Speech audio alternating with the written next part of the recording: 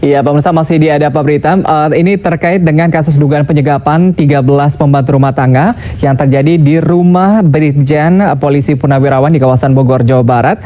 Ini mendapatkan perhatian serius dari masyarakat Jakarta dan juga Indonesia. Sebagian warga meragukan kinerja kepolisian jika menangani perkara yang melibatkan sesama anggota Polri, terlebih yang dilaporkan terhadap perwira tinggi berpangkat 1 bintang 1, dan kemudian bagaimana kelanjutan dari kasus ini, berikut informasinya.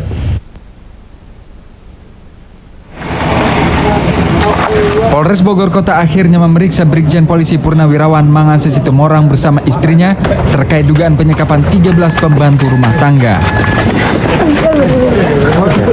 5 pria dan 8 wanita yang dipekerjakan sebagai pembantu rumah tangga di perumahan Bogor Baru Blok C5 nomor 18 Jalan Danau Mantana Bogor Tengah milik Brigjen Mangase mengaku mendapat perlakuan kasar dari istri Jenderal Polisi tersebut. Selain dilarang keluar rumah, sejumlah pembantu mengaku upahnya belum dibayar majikan. Kasus ini terungkap setelah seorang remaja wanita asal Maluku yang bekerja sebagai pembantu rumah tangga di rumah Brigjen Mangase berhasil dibebaskan keluarganya. Korban bernama Yuliana mengaku disekap selama 3 bulan tanpa gaji. Usai membuat laporan, korban didampingi kuasa hukumnya mendatangi kantor Lembaga Perlindungan Saksi dan Korban di Jakarta guna meminta perlindungan karena takut diintervensi oleh majikannya yang berpangkat Brigjen Polisi. Konfederasi Serikat Pekerja Indonesia KSPI menilai kasus penyekapan pembantu rumah tangga yang terjadi di Bogor merupakan pelanggaran Undang-Undang Ketenagakerjaan. Terlebih, ada dugaan unsur pidana berupa penyiksaan dan unsur perdagangan manusia karena ada sejumlah PRT yang bekerja masih berusia di bawah standar ketetapan Kementerian Tenaga Kerja. Mengapa kinerja Polres Bogor Kota terkesan lambat dalam menyelesaikan kasus penyekapan yang diduga dilakukan istri seorang pensiunan polisi berpangkat jenderal? Tim Liputan, JAK TV. Terkait dengan kasus ini bersama kami di studio sudah hadir sebelah kiri saya Bapak Rusli Hendriawan, Kabak Anef Divisi Humas Mabes Polri. Pak Rusli, selamat malam. Selamat malam, Mas. Ya, kemudian juga dari LPSK di sini sudah hadir Ibu Lili Pintauli Siregar. Ibu Lili, selamat malam. Selamat malam. Ya, pemirsa, Anda juga bisa bergabung bersama kami di line telepon 0215155111. Mungkin saya tanya ke Pak Rusli. Pak Rusli, terkait dengan dugaan penyekapan, sudah sejauh mana pemeriksaan dari kepolisian Mabes Polri dan juga Polda Jabar? Baik, kami sampaikan hasil pemeriksaan terakhir tadi dilaksanakan gelar perkara. Jadi gelar perkara ini untuk menentukan status dari tersangka. Jadi Ibu M ini setelah ditetapkan sebagai tersangka. Dan ini gelar perkara ini dihadiri oleh pejabat-pejabat dari Mabes Polri, dari Bareskrim, kemudian dari Divpropam, Itwasum, kemudian lengkap seluruh pejabat yang terkait dalam pemeriksaan ini.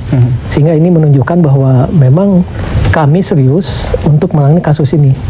Jadi seperti ada dugaan mungkin seperti tadi sampaikan bahwa apabila ada keluarga Polri ataupun mungkin siapa yang terkait dengan institusi Polri, pasti kasus agak lamban ya. Tapi saya kira ini sangat cepat kemajuan ini karena dengan ditetapkannya tersangka Ibu M ini, mungkin dalam minggu ini akan mungkin penyidik akan segera melakukan pemeriksaan. Oke, temuan-temuan yang ditemukan oleh pihak penyidik di TKP? Sampai sejauh ini TKP masih dilakukan pendalaman, karena setelah dilakukan nanti pemeriksaan kepada tersangka Ibu M, penyidik akan kembali untuk ke TKP untuk menyita barang-barang bukti atau mungkin hal-hal terkait kepada kegiatan yang dilakukan selama para korban ini dilakukan istilah penyekapan itu. Mungkin akan terkait apa kira-kira yang akan dijadikan bukti nanti. Iya, motifnya Pak Rusli, kalau kita lihat ini ada pembantu rumah tangga ada 12 orang begitu.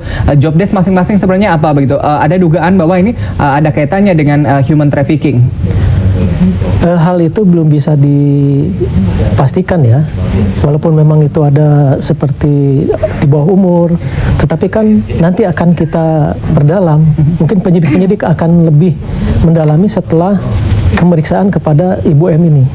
Kemudian juga mungkin akan nanti dilakukan konfrontir kepada saksi-saksi sehingga bisa mengetahui apa sebetulnya yang terjadi. Apakah memang human trafficking, kemudian ada KDRT, kemudian juga ada hal-hal lain tentang perlindungan anak ini.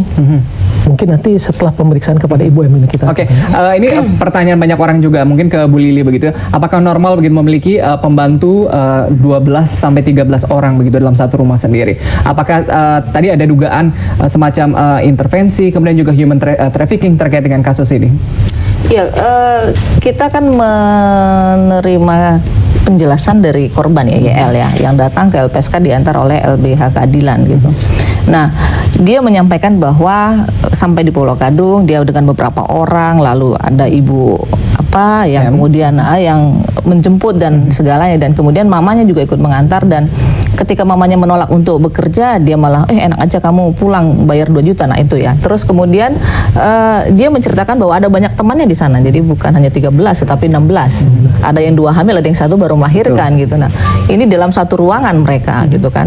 Nah, pekerjaannya macam-macam, dan dia di dapur dia membantu mengadon kue, membantu apalah urusan di dapur. Jadi kalau analisa kami sih dugaan di LPSK, kita hanya lihat apakah ini orangnya memang butuh perlindungan apa tidak, tetapi kemudian indikasi apakah ini ada human trafficking. Kalau dari soal dia menceritakan bertemu di Pulau Gadung, kemudian ketika keluarganya mau meminta anak itu kembali dan minta tebusan 6 juta, terindikasi Undang-Undang 21 2007 itu mungkin unsurnya sudah masuk. Bayangan kami di situ gitu, sehingga kami melihat anak ini sangat penting, apalagi dia kemudian keluar gitu kan dari penyekapan, yang menurut dia penyekapan, karena sampai tadi sore saya masih bersama dia, saya lihat beberapa tangan ini kenapa, ini bekas kena cakar Bu, nah seperti itu. Dan dia kangen pada teman-temannya, ada dia sebut 2 orang lagi di situ yang memang dia bilang bahwa ramah, dan itu satu dari Ambon, satu dari Sumatera. Jadi mereka dengan berbagai suku juga di situ rupanya. Nah, cuman kita tidak tahu karena kami tidak mendalami hal itu. Kalau membaca di media sih ada dugaan ke arah sana, karena kalau saya mengikuti media, ibu ini juga pernah melakukan hal yang sama pada 2012 yang lalu gitu kan, pada tahun 2000 yang lalu gitu. Dan kebanyakan orang tuh tidak bertahan lama di situ. Hanya 3 bulan pergi, 2-3 bulan pergi. Nah, seperti itu. Ya, menarik. Pak Rusli, ini tadi bahwa tersangka M sendiri pernah terlibat dengan kasus yang sama 2012 begitu ya? Jadi ini sedang didalami juga oleh penyidik terkait dengan kasus-kasus sebelumnya ini mungkin. Karena seperti tadi disampaikan oleh Ibu Lili dari LPSK, bahwa tersangka jelas dikenakan tindak pidana perdagangan orang, pasal 2 ya, pasal 2 itu sudah jelas ya. Dan ini penyidik betul-betul serius. Kalau misalkan yang bersangkutan apakah memang hanya sekedar menampung seorang perempuan kemudian dijadikan pembantu.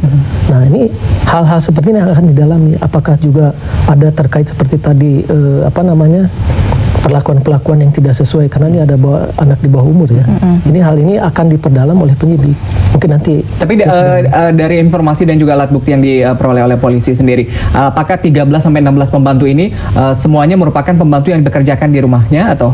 Jadi informasi dari penyidik sementara ini kan 17 ya. Satu itu YL, itu sudah di LPSK, yang 16 sekarang sedang ada diamankan di Cipayung Bu ya, di Menteri di Dinas Sosial, Kemensos itu. Kemensos. Nah, mereka memang selama ini informasi dari penyidik hanya mungkin belum bisa diperdalam secara sejauh mana dipekerjakan di dalam rumah ini. Mungkin sementara segitu. Oke, job desk-nya sendiri gambarannya belum jelas begitu. Ya. Mereka bekerja apa begitu. Tapi kalau untuk kekerasan sendiri dari beberapa keterangan saksi sendiri Bu Lili begitu bahwa memang ada kekerasan di dalam rumah. Iya, kalau dia menyampaikan kepada kami ya, dan saya pikir dia konsisten, karena kalau anak itu dianggap, kalau saya membaca media bahwa ibunya menyampaikan ini jangan-jangan anak saya dihasut pihak-pihak tertentu. Saya pikir dari dia pergi, kemudian di BAP, lalu dia sampaikan di LPSK dan kita rekam ulang, dia katakan hal yang sama bahwa dia mengalami kekerasan. Jadi kalau misalnya melakukan kesalahan atau misalnya melakukan kekeliruan atau tidak tepat waktu, dia akan mendapatkan hukuman, dia akan mendapatkan ganjaran, baik atas perintah M atau M yang melakukan sendiri. Nah, jadi sesama mereka malah diadunya, disuruh diperintah. Menarik. Kekerasannya apakah tadi begitu ya, kekerasan fisik saja atau memang ada kekerasan seksual? Kalau soal kekerasan seksual, YL, kami lebih pada fokus YL itu tidak menyebutkan soal itu. Tetapi dia menurut YL sendiri, dan itu mungkin tadi ya masih dikonfrontir kali yang karena YL kan kelak akan diambil BAP tambahan. Ini soal dia menyampaikan juga di depan kepolisian, dia pernah melihat bagaimana sesama mereka itu dihukum dengan cara dibuka pakaiannya seperti itu. Oke, menarik ini terkait dengan ada upaya untuk melakukan BAP tambahan, kemudian juga ada tadi simpang siurnya begitu ya, menarik bantahan-bantahan begitu dari keluarga tersangka M sendiri begitu. Apakah benar ada intervensi di kasus penyekapan PRT ini, pemirsa? Selengkapnya akan kami bahas di segmen berikutnya. Tetap bersama kami di Ada Apa Berita.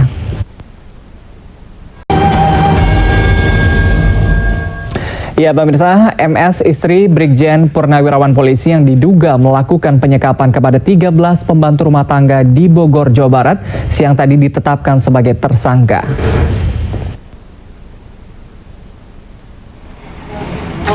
Usai melakukan gelar perkara bersama Direskrim Umum Polda Jabar dan Bareskrim Mabes Polri, aparat Polres Bogor Kota akhirnya menetapkan Mutiara Situmorang, istri Brigjen Polisi Purnawirawan Mangai Situmorang dalam kasus dugaan penyekapan dan penganiayaan terhadap belasan pembantu rumah tangga. Rencananya, polisi akan segera memanggil yang bersangkutan sebagai tersangka untuk dilakukan pemeriksaan lebih lanjut. Meski sudah ditetapkan sebagai tersangka, aparat belum melakukan penahanan ataupun pencekalan terhadap tersangka. Aparat akan terus mendalami kasus ini agar tidak terjadi kesalahan. Untuk menetapkan atau memberkas perkara ini. Apakah nanti akan ada penahanan terhadap nanti kita lihat sejauh mana keyakinan penyidik di dalam untuk memberikan atau melakukan penahanan tersebut. Kita lihat sejauh mana sekarang di dalam unsur penahanan itu kan juga bahwa selama penyidik diyakini bahwa si tersangka tidak melarikan diri, kemudian tidak melakukan perbuatannya, tidak menggunakan barang bukti lainnya, tentunya juga sangat pertimbangan sekali. Polisi memeriksa yang bersangkutan dengan dugaan pasal yang dilanggar, yakni pasal 2 tentang perdagangan orang atau pasal 44 tentang KDRT dan atau pasal 80 Undang-Undang Perlindungan Anak dengan hukuman masing-masing 3 tahun, 5 tahun dan 5 tahun penjara. Ayatul Humaini, Jak TV.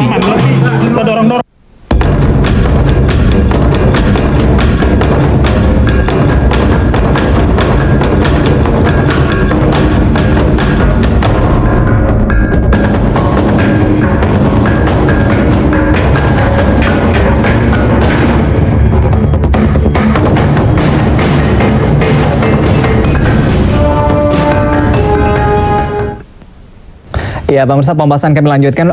Ibu Lili, ini terkait dengan banyak orang bertanya-tanya begitu ya, mantan pensiunan begitu ya, istri pensiunan dari Brigjen Polisi sendiri ini mampu memperkerjakan 17 orang begitu ya, dugaan lebih ke human trafficking begitu. Tapi apakah ada indikasi tadi kejiwaan juga begitu terkait dengan kasus penyekapan ini?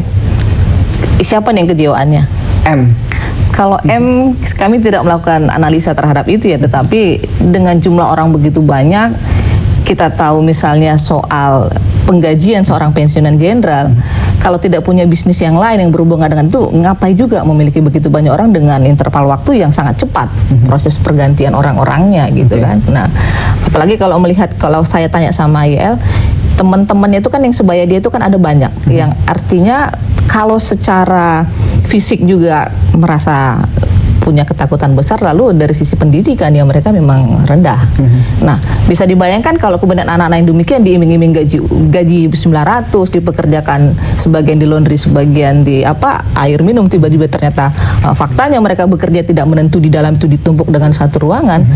Apa dong artinya gitu kan? Nah, bayangan LPSK seperti itu sebetulnya dalam tataran kasus ini. Sehingga selain YL sebetulnya harapan LPSK itu ada 16 itu bisa bersama mereka karena menjadi satu kesatuan, tetapi karena saat ini masih YL yang sebagai saksi juga pelapor dan korban yang masih dilindungi oleh LPSK, kita fokus pada ini juga. Oke, Pak Rusli, ini menarik begitu. Ada 17 orang begitu yang disekap selama berbulan-bulan. Polisi tidak mengetahuinya? Ya tentunya kan kehidupan dari lingkungan juga kan seperti ya menurut tetangganya ya normal saja, seperti pembantu keluar membersihkan halaman, seperti hal-hal wajar ya. Nah, tadi sampaikan oleh Bu Lili bahwa dalam satu ruangan kemudian juga mereka berkumpul. Nah, hal ini yang akan diperdalam oleh penyidik mungkin nanti. Apa yang normal, terjadi Bu Lili? Maksudnya aktivitas job desk-nya begitu? Pertama kan kita harus melihat ini kan tidak semua perempuan, ya. Yang kedua tidak semua orang dewasa. Bagaimana menghimpun misalnya anak perempuan bersama satu ruangan, mereka kan punya privasi dong, itu bagaimana dia mengimplementasikan dirinya kalau kondisi seperti itu? Apa artinya kalau nggak sebuah kurungan? Kalau saya tanya, Dek, katanya mereka kalian bisa keluar, tapi kunci dipegang sama satu yang paling lama di situ bekerja. Nah gitu. Oke, Nah, Pak Rusdi. hal ini yang akan diperdalam oleh pihak penyidik.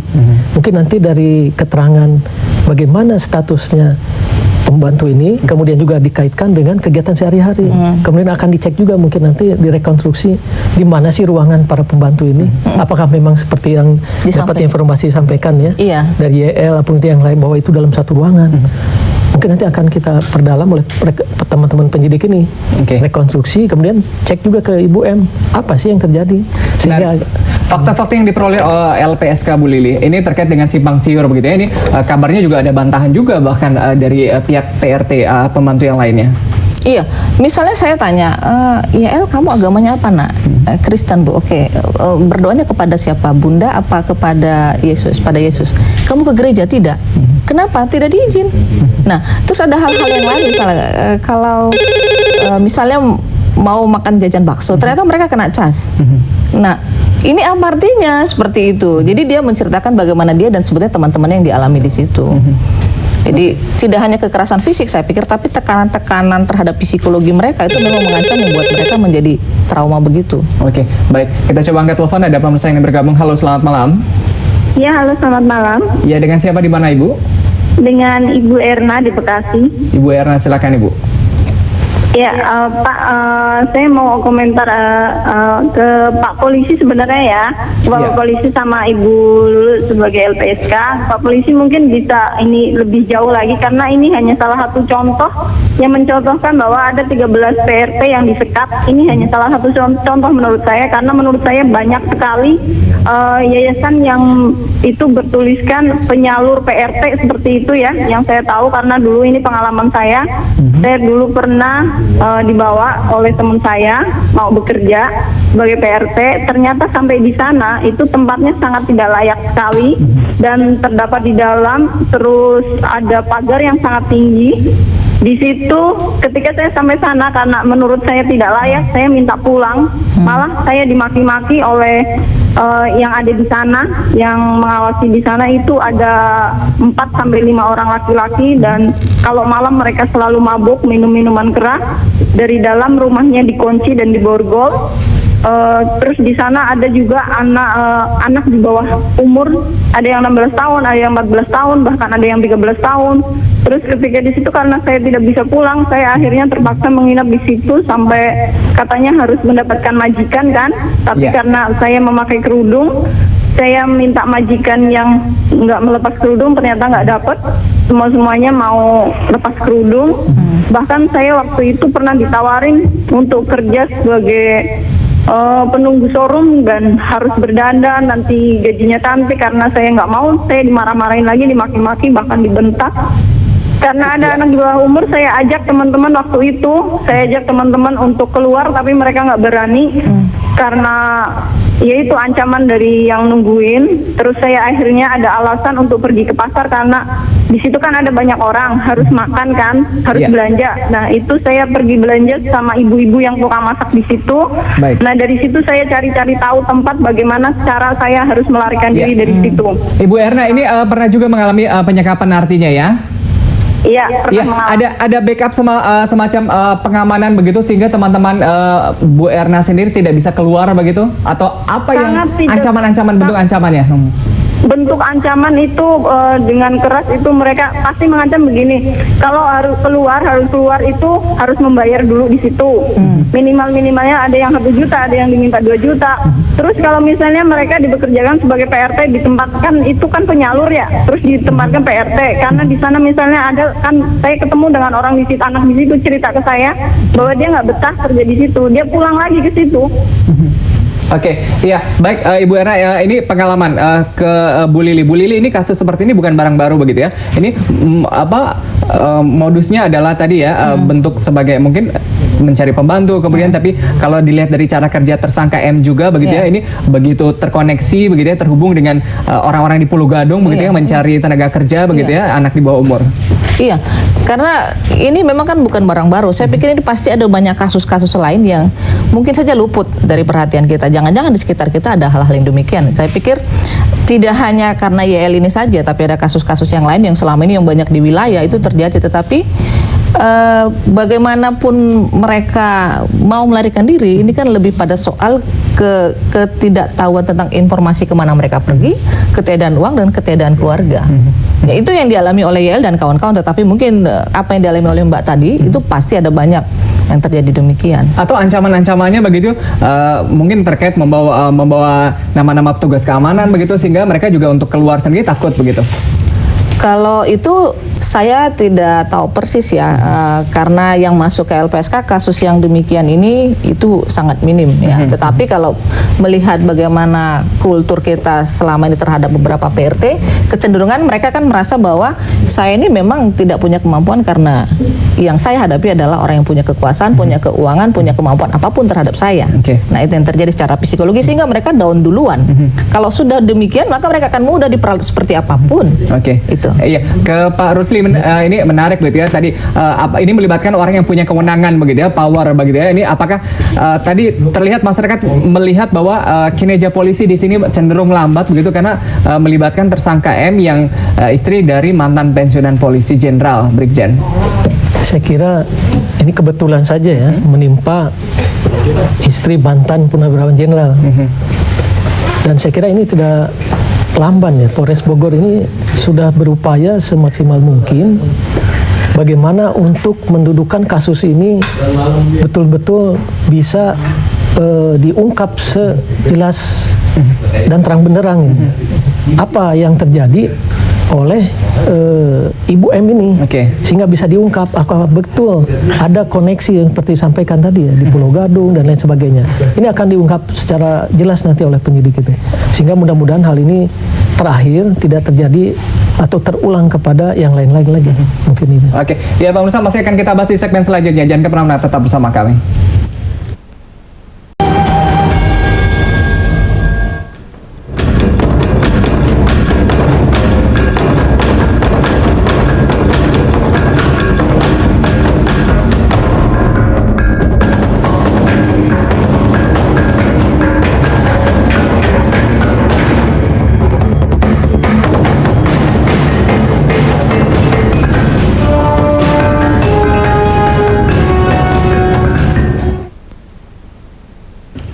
Ya, pemirsa masih membahas penyekapan 13 sampai 17 pembantu di Bogor, Jawa Barat. Pak Rusli, ini ada dugaan begitu, ada struktur yang tidak bekerja di kepolisian. Kalau kita tahu kasus ini, kemudian juga kasus pabrik Wali di Tangerang sendiri. Ada struktur yang tidak bekerja, mungkin begitu, atau bahkan ada oknum polisi yang terlibat bakalan menjadi backup pengamanan.